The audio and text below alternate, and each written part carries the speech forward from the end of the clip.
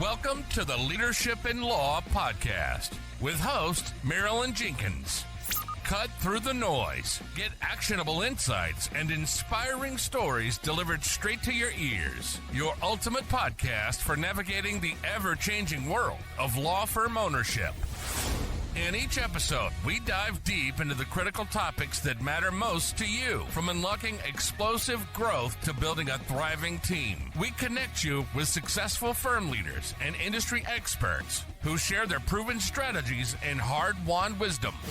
So, whether you're a seasoned leader or just starting your journey as a law firm owner, the Leadership in Law podcast is here to equip you with the knowledge and tools you need to build a successful and fulfilling legal practice.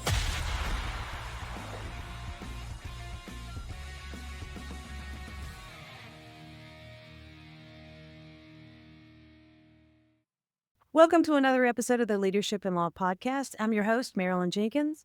Please join me in welcoming my guest, Rory O'Keeffe, to the show today. Rory is an Irish-born lawyer who's built a career across criminal law, business law, arbitration, and ultimately technology law.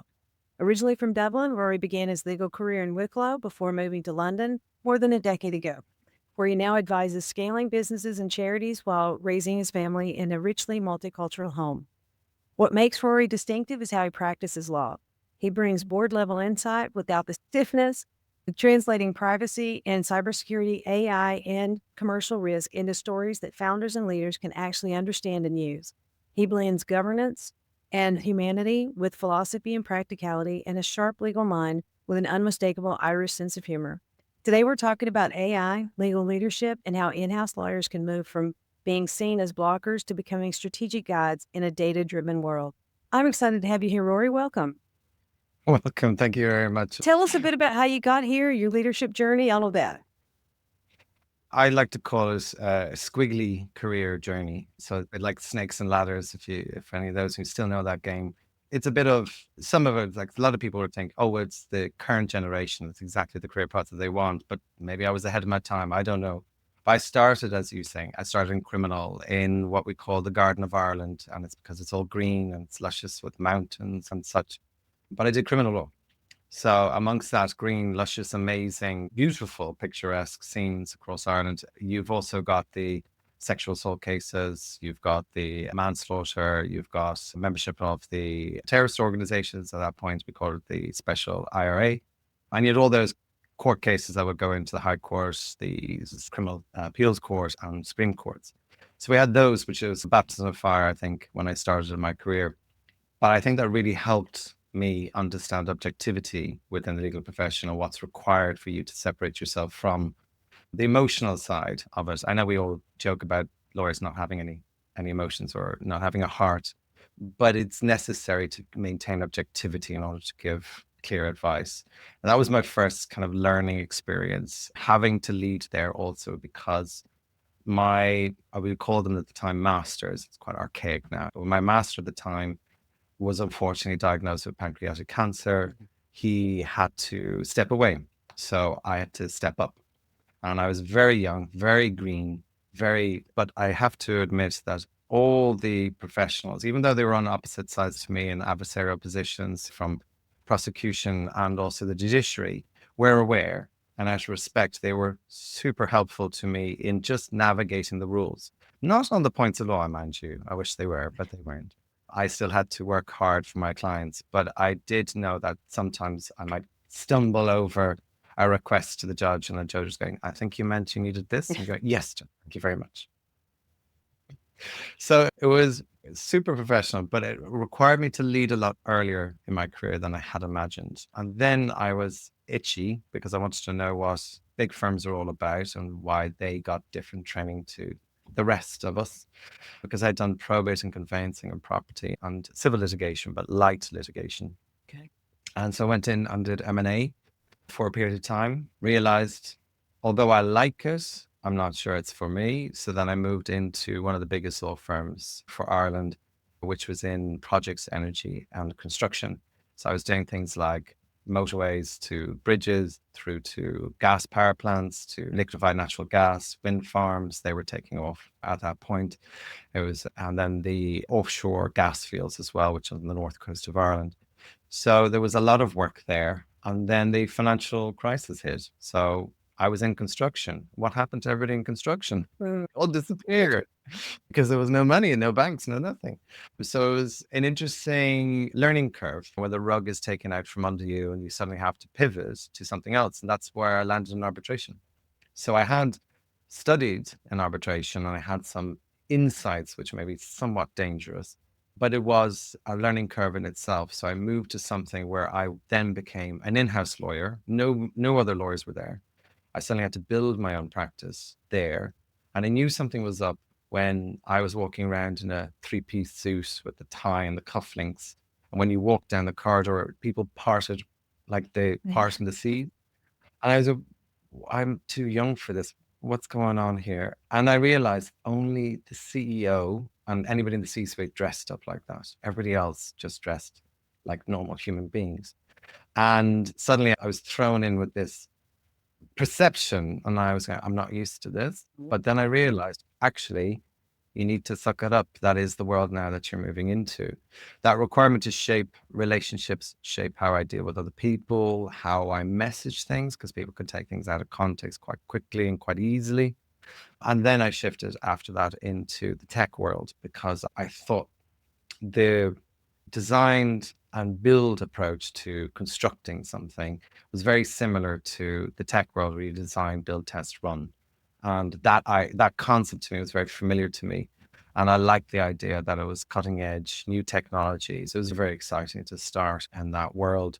And I started when we were all starting to talk about outsourcing, which was hot topic many moons ago. I'm not going to date myself. And that required me to move up a different kind of working across a global company, a Fortune 500, working up the ranks, and then building teams and supporting teams.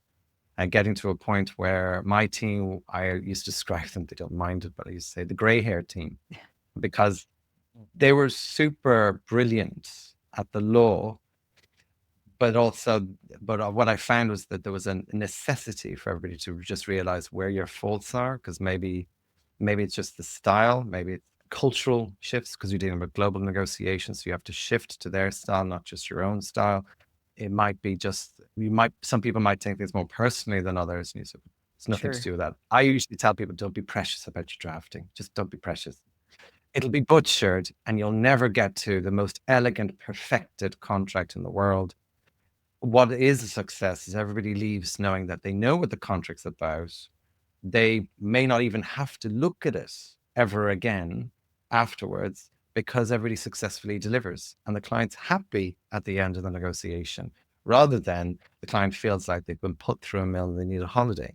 That's not the result you want. Right. So a lot of people describe it as the yes and instead of yes but. That approach to delivering messaging and influencing correctly those who are in senior positions who have 30 seconds for you to explain, which I'm not doing very well in your question right now. But it's that kind of, that building at those teams became like 1 or 2 reports, then it became 10 to 12 to 16. Then I moved back into private practice, become a partner in a big law firm. Then I have another type of team and I have a different type of leadership and politics to navigate, because you're dealing with a partnership, equity and salaried, and of counsel and consultants. And then you've got the tiers of lawyers behind who are super brilliant, super bright, super ambitious, but just need to be reined back, like on a hypothetical, metaphorical leash before they get too excited and go too far too quickly. And that's exciting because you never have to question, can they do the job? It's a question of, how can I help you see your path to go further, faster, but effectively? That's hard sometimes to train people who are super bright and brilliant. Well, that's amazing. I love the all the different pieces or the different types of leadership you had to grow into and then learn to work with different teams. And then, like you said, internationally as well. So your leadership journey really does cover a lot of different aspects of leadership and growing your teams. And then at the end, like you said, you're molding these people to be more successful because they already have the talent. Yeah, they do. They do. And some people actually, their confidence is probably, some people, their confidence is not strong enough because they don't realize just how good they are. And other people, they're overly confident. So you need to bring them back a little bit before they go too far. And it's finding that balance where they find the answer themselves. So it's coaching. I seek to coach rather than mentor.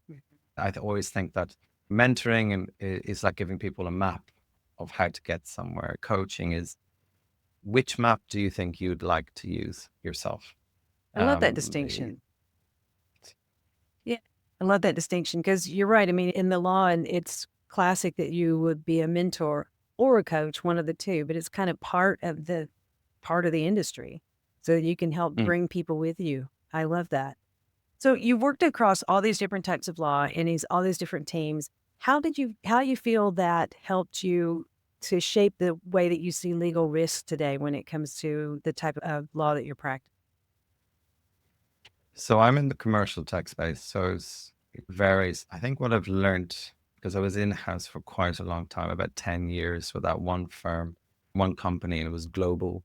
I learned a lot about just because you're right doesn't make the solution right. And I explain that in my head, it's you can't be the Department of No to be solution focused. You will not influence anybody when you're an in-house lawyer by just saying the law just says no. And I see that some more so with those who are a very specialist field. So when I was advising, I advised solely on, say, for example, data protection. And that can be a super complicated piece because the nature of the data flows, the ROPAs, the international transfers, the legitimate interest that goes around it. There's so many variables, and you still have to figure out, are we being told everything in relation to all these different pieces of technologies that are merging together to create what is a fantastic product that the business has come up with? And I find that some people take no, we can't do that because that's too risky.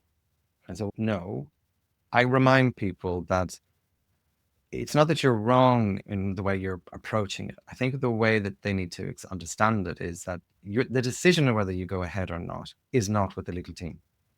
It's with the business. It's with the CEO, the CFO, the COO, whatever, right? Right. It could be whoever. But they are the ones that are going to put the money for something. They're the ones who decide what risk they're willing to take because they have a business plan, which you may or may not, depending on where you sit as a legal function, you may not have a seat at that table. So you may not know all the different variables that they're deciding that actually weighing up the risks, it is better for us to do this. Now, there are obviously, we're under ethical codes, we're heavily regulated. So we have lots of reasons why we have to whistleblow, we have to raise our hand, we have duties, yes. But if none of those are being impacted, shall I say, the next stage then is to say, okay, if they decide to jump off that bridge, then they get to decide it. Now, the thing that you might have not realized is they're not stupid. They've got a bungee cord already latched to them. So they're totally fine. Okay. And also, or maybe it's just a small creek. So they're just jumping into what is well-known areas. So you didn't have all the facts. So you need to be mindful that when you're presenting the veiled no, you need to have a yes. As I said before, it's a yes and. So I like example of this. It's not quite the same, but just I always find it something I find it horrific at the time was that I was very junior. I had somebody very senior in the sales, and they were trying to get the sale through with a government agency. They went off, they signed the document, they came and they handed it to me and said, it's all done now, you go process it. And I said, so I was going, okay, let me have a quick look at this. And I said, hold on a second, this is backdated. It's not the effective date, it was backdated. So I said, no, we can't do that. And they said, I'm not going back into that big government secretary and asking them to re-sign this. It'll be far too embarrassing. I said, I think it'd be more embarrassing if they're pulled up in front of a government committee to explain how they backdated a contract. And I think that's going to be an issue for you and for me. And they said, and it was in the back of my mind, it was one of those weird things that we've always been told you can't do. And for some reason, I drew a blank. It was like this silliness in my head. It's like, why is it that we can't backdate? I know you can't, but what was the reason for this? And sometimes the most simplest of things throw me rather than most complicated things. And I was like, and I said, okay, let me just see maybe I've got this wrong, or maybe this is okay, or maybe there's a law or there's a rule or something I don't know about. So I did a bit of checking across the legal team before I came back to this very important individual. And then I said, and everybody said, it just has to be re-signed. So you rip it up and you re-sign with the correct date. I said, okay. So I'm back in. And then this particular person said, I don't care what you're saying, Rory. I just don't care. You can ask me to this, but it's just not going to happen. I said, okay. So I understand this as fraud. He said, don't use big words with me. And I said, that's 5 letters. Like, you know where you're supposed to say it in your head, but I just said it out. And I was like, oh no, I've just said it. And this could be career suicide. That could be the end of me in this company. But I just said no. And he said, well, why? I did a yes and. I said, yes, you couldn't do it. And maybe you could make arrangements with the directors of the company as to when you might go visiting them in prison, because it is a criminal offense as well. Okay. And he looked at me. I was going, I don't know if you're trying to be funny or not. I said, I'm actually not being funny, but I'm just trying to show you that if you want to do this, I need you to discuss this with the board of directors and explain to them why you're comfortable proceeding on this basis. And so I left the room, and a few days later, a new contract arrived on my desk, which was effectively thrown at my desk. No grace whatsoever. But the point was made. And I would hope that somebody along the way would understand that I was not just trying to save the company or the directors, but I was actually trying to save his career in the process. But they don't see it at that point. But I would, and also anybody listening, I would not recommend anybody just trying to be so facetious, downright silly to do those things. There's nicer ways of presenting this information. It was just that the particular individual I was dealing with was quite, people had one of those egos that would find it difficult entering through a room. So it was just that kind of scenario. But that's what I just say is it's an interesting world we live in sometimes, having to influence in this way. I think you're right when you're talking about you can't be the Department of No without an explanation. Sometimes, like you said, you don't know all of the deals or all the details of what's going on in the C-suite. So it's having that balance between, okay, no, you can't do this is because, or you could do this, coming up with a different That's it. solution. It's the because, it's the why. You need to help them understand where you're coming from. I had a conversation with somebody about 2 years ago around it's AI and employment law and potential employment claims connected to an AI case. And we were saying I was concerned about bias, and this person was a data scientist also concerned with bias. And then we realized actually we're talking across purposes because their definition of bias is different to my definition of bias. And then we just said, hold on, stop. Can you just tell me what it is in your world? And I'll tell you what it is in my world, because I've never heard this before. And became super productive then once we stepped away from positional position and became more collaborative and inquisitive, curious, which is what we should be as lawyers. I think you're right whenever you transition into the technology side. So you've got all the other sides that you've worked with. When you come into the technology, that's a whole another language, another, like you said, definitions, and it's making that transition and then making it understanding the law and how that plays through. You had said something about instead of being gatekeepers, being more guides. What mind shift do you see that requires in your positions becoming that type of person? I'd start with curiosity and courage to ask questions, even if it makes you look, let's say it, dumb. Yeah. I pride myself in looking dumb. Yeah.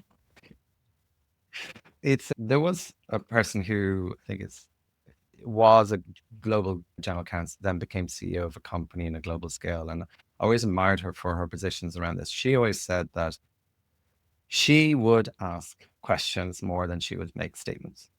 She just asked lots of questions all the time. She was always asking questions. And it wasn't because everybody approaches a lawyer with automatic trust. It's a bit like going to your medical physician. You automatically assume they have the knowledge to make those decisions. Mhm. That's a given. Until they find out they don't like the answer, and then they might get a second opinion. So then all bets are off. But the idea is that she was always telling me, she said she just asked lots and lots of questions. People use jargon all over the place. And one jargon that was used was SME. To me, that's small and medium enterprises. Right. And then in the tech world, it's a subject matter expert. And I was going through one meeting thinking, why are you talking about all these SMEs? Why are they corporate? That doesn't make sense. I'm missing something. Then I remember what she said. I went, could I just ask a quick question? When you say SME, what do you mean? And they said it. I was like, oh, light bulb moment. Thank you. And then they realized, because when most companies have company jargon Yeah. that they love, like value systems with the 3 C's, the 5 B's, the 10 A's, the 16 F's, whatever they've come up with as their mantra to try and instill a cultural value system, which I believe is very important, and it has real merit from a value perspective. But even though I'm joking about it, I still think it's funny when people say, oh, I'm going to talk about the 3 C's, and I say, oh, let me think. Is one of them courage? One of them collaboration? Oh, like communication? Come on. It's not a game, Rory. We don't need Yeah. them out. Which- Oh, come on. About, oh my gosh. Yeah. I mean, there's all these colloquialisms and jargon, like you said, Yeah. in companies. And if they let that overtake a meeting when not everybody's on the same page, that does go to wasted time and wrong negotiations. Yeah. It's massive. And you can't use any AI tool to help you with that one, because No. they don't know it either. They're not as good as the data you feed. I think the guidance is that if you want people to come to you, they need to feel that, it's probably too much to say, but the psychological safety that they can come to you with the problem without being judged by the problem. So people come to me and they said, we've inadvertently sent out an email with an attachment, which we shouldn't have sent with the email.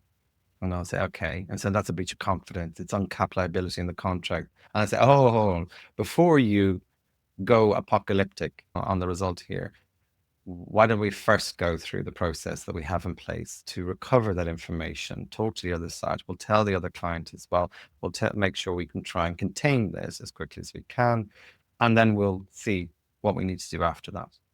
Because it's not that we're going to point fingers now, because pointing fingers now is useless. Mm-hmm. It's important just to try and deal with the issue as it stands, and then we can reflect later on. I had a client who came to me once, and it was something simple where they had a receptionist had released financial information of an individual to the individual's spouse. And I said, okay, but they had been divorced. So it was personal information. So even if there was a spouse, they wouldn't have been entitled to that information anyway. And everybody said, oh, we should fire the receptionist. And I said, well, is that the correct result? Or is it down to the training or the lack of training that you should have in place in order to protect? And also the question was, how can a receptionist get access to that information through your system? What kind of parameters do you have for user access? And what sort of ring fencing do you do within your system to prevent people from accessing such confidential information? They're just questions. Yeah. Or questions, loaded questions, I might add, but they're questions that allow people to say, oh, hold on, we're not completely in the clear here. Yeah. And are we taking it, just being reactive to a situation rather than stepping back and looking at the bigger picture? So when I think of that is that you do need to put parameters in place. You put the policies, you put the compliance, you test the tools, you test to make sure it's in line with requirements. You do all of those things. Once they're in place, then it's a question of guiding people to an answer that you think might be the right answer, but then you get information, then you pivot to the next guide, the next route to find another answer that might work. And sometimes you might have 5 options on the table, but only 2 of them make sense commercially, operationally, and legally. So then you look at those 2 and then you present those 2 then to the C-suite and they make a decision. Happy days. And even if you don't like the decision, doesn't matter. Not It's your their decision. Yeah, exactly. It's their C-suite decision to make. Wow. Very interesting. Now, you're using AI now. You're using generative AI. Are you using it in contracts, marketing copy? I know that we do it for inspiration for copy and that sort of thing. What legal implications are most often overlooked? Security. So security of the data. So I think there's a lot of people, they need to interrogate, where is the data being used and stored? So there's thousands now of legal tech out there that promise the world, guarantee lots of things. I always say, invest with care, invest with your eyes wide open. Okay. And that just basically means that just because it's shiny, I used to call it the shiny object syndrome. shiny dashboards, amazing, gives you all this information. Is that really what you want? Is that how you're measuring success? Is that what you really need? Because if you outsource all your litigation, for example, to a law firm, but you do everything yourself, then do you really need a case management tool? Is it really going to give you a lot? If you are dealing with 1,000 NDAs in a month and your legal department is inundated just looking, even if it spends 5 minutes trying to clear an NDA, and an NDA times 5,000 times 5, it's a lot of time wasted. Mhm. Could you do a self-service kind of approach for your internal teams? And that's the thought. And then once you have the requirement, what you're trying to solve for, then start looking for the tool that you want to use. Then ask the questions: what is the security around this? Where is it stored? Most likely cloud. Where is the cloud? In this, no, we're not talking about in the sky, by the way. We all know this. I'm sure everybody in your podcast knows this. We're way beyond that now. But is the data center in Frankfurt? Is it in Los Angeles? Is it in Buenos Aires? Where is it? And also, what's the fallover position if that center goes down? Right. So is it within town? Is it within cities? Within country? Where does it go? Because you want to know: is it staying within the EU? Is it staying within the US? Is it going to India? Is it going to China? Where is your data going to be stored, and how quickly can you retain that backup back in? The other question I usually ask for people is transition at the end. So we call it tech debt. So are you going to be locked in with this piece of technology forever because it's going to be far too complicated to move to something else? That's a problem, because your price point is going to get even higher and higher as inflation and all those pressures year on year emerge. And as you just get sidetracked and say, I'm not going to go to something else because it's too difficult, you need to understand how easy would it be to withdraw from this product and go to another product that would be a better price point, because it makes it easier for you when you go start negotiating. When they say we need to increase it by 10%, it's not paying 10% because I can easily go somewhere else and they'll only charge me an extra 2%. Why would I stay with you? That's a better conversation. Not that I'm encouraging it all the time, but it's a better conversation to manage your in-house budget and to show that you're managing your in-house budget than to say, I'm stuck with it. So where else can I pull from in order to keep this one going? That's not a healthy position, because you're not actually then potentially aligning with the business strategy, which requires you to pull in some new staff members, but you can't, because you spent it all on a nice shiny piece of tech that you're not really using 100%. I love that, evaluating what you are using, and because a lot of the tech pieces would get you locked in, so it is more painful to move than it is to stay with them. So yeah, it's kind of part of the software industry as well. Yes. Yes, exactly. So looking ahead, what skills do you think define the most effective in-house legal leaders now that we've got a lot of AI and data we're dealing with? What skills would you look for? The starting is the same as we've been saying for the last few years: emotional intelligence, emotional resilience. I think the generations coming through now demand more from leadership than ever before. So it's not a kind of school system approach where you just dictate and then the child must follow whatever you ask them to do. That's gone. Yeah.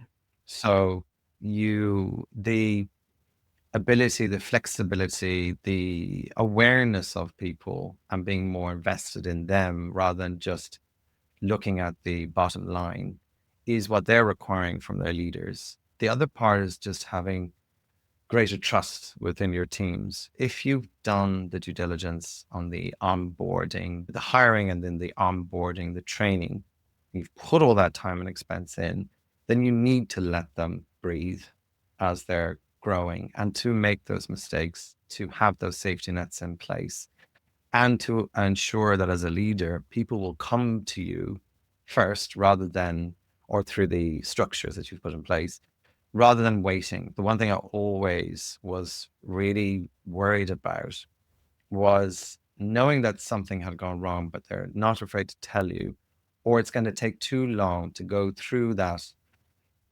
tree or organizational chart before I hear it. And that's you want to hear it quickly. You want people to have the courage to tell you, not their gripes, their complaints about, I wanted to have nicer coffee in the coffee machine. No, thanks. We can put that in the employee survey or something like that. I'll probably have the same. I'm quite particular about coffee too, but let's prioritize here. Yeah. But there are times when people say, the thing that I would like to hear things like, we've been consistently having problems with this particular clause that we've insisted on including in our contracts. All of our clients hate it. We're always negotiating. It takes us an extra day, 2 days, and then we have to escalate. And you don't hear about this because you get a lot of people just say, oh, it's amazing. It's wonderful. Thank you very much. And you go, no good to me. I want to know. Because if I think that, then what is the fallback position that we're always agreeing? Why don't we start with that then as our starting position? And they'll say, why would we do that? And so, because if I've got 10 people all negotiating that one clause and it's taking them 3 hours each, 10 times 3 is 30 hours. If I can take 30 hours away to save the company time, plus the sales teams get the deal done faster, the contract cycle is then reduced from, say, 50, it would take you we could reduce the contract cycle time by 20% or 25%. There is a saving, not just from a cost perspective, but also on people's time, effort, and enjoyment. So why wouldn't I want to know? Exactly. But it's trying to get that in place, that culture in place is something I think is part of the leadership skills that are definitely needed.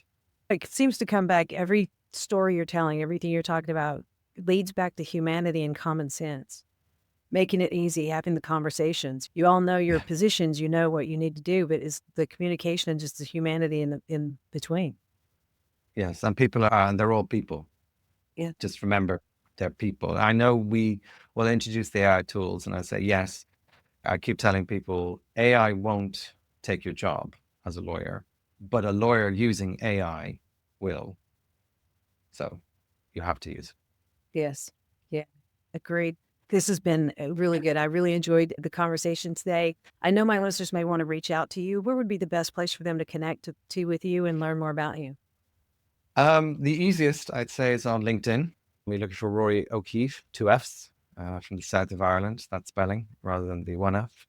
And then they could also find me on webpage, which is through my company, rmoklegal.com. Or you can find me on my podcast, Beyond the Fine Print. But either way, I'm very happy to speak to whoever and just keep conversations going. If it's goes nowhere fast, I'm always a chatty person. I think it's part of the Irish blood. That's all we do. Love that. Love that. I will make sure these are in the show notes. And again, thank you so much for being here. This has been lovely. Pleasure. Thank you, Marilyn. Thanks for joining me today for this episode. As we wrap up, I'd love for you to do 2 things. First, subscribe to this podcast so you don't miss an episode. And if you find value here, I'd love it if you would rate it and review it. That really does make a difference in helping other people to discover this podcast. Second, you can connect with me on LinkedIn to keep up with what I'm currently learning and thinking about. And if you're ready to take the next step with a digital strategist to help you grow your law firm, I'd be honored to help you. Just go to lawmarketingzone.com to book a call with me. Stay tuned for our next episode next week. Until then, as always, thanks for listening to Leadership in Law Podcast, and be sure to subscribe wherever you listen to podcasts so you don't miss the next episode. Thanks for joining us on another episode of the Leadership in Law Podcast. Remember, you're not alone on this journey. There's a whole community of law firm owners out there facing similar challenges and striving for the same success. Head over to our website at lawmarketingzone.com. From there, connect with other listeners, access valuable resources, and stay up to date on the latest episodes. Don't forget to subscribe and leave us a review on your favorite podcast platform. Until next time, keep leading with vision and keep growing your firm.